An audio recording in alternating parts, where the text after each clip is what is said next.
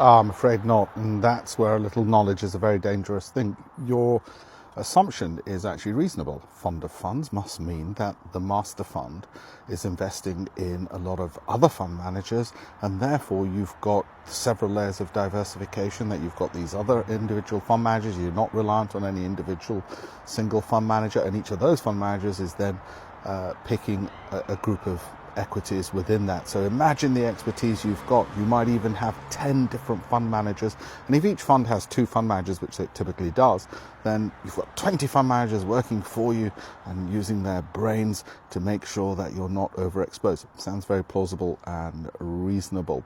Several problems, and I've written about this in my Financial Times columns and in my books as well, and it's been well researched by Nobel Prize winners like Eugene Fama as well. So let me take you through the various problems.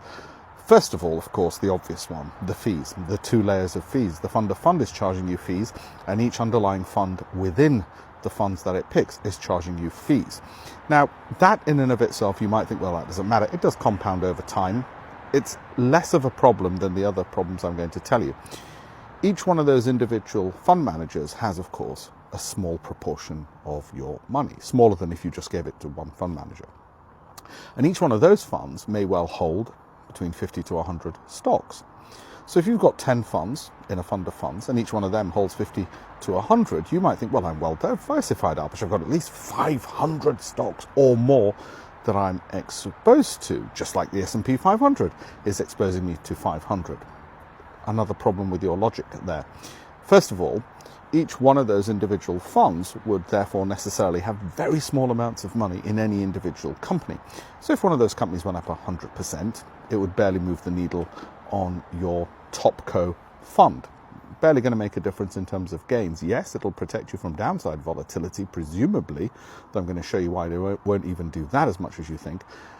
But it won't give you the gains that you want. But Alpesh, you just said the S&P 500 gains, well, some years up 25%, and that's got 500 stocks it's invested in. Yes, but it's capital weighted, not equally weighted. Capital weighting means that stocks with a higher market capitalization have a higher weighting. So it's effectively a concentrated movement on the most successful, largest cap companies, which over recent years has been 7 big names you may well have heard of, the likes of Microsoft, Apple, Nvidia, and the like. Now you might say, well, no, that's concentration. I don't want that. It's where the returns are. Or to put it in Warren Buffett's terms, put all your eggs in one basket and watch the basket. When he was criticized for holding 33%, I don't recommend you do this, of his capital in Apple, and that's after selling off when it was more than 50% of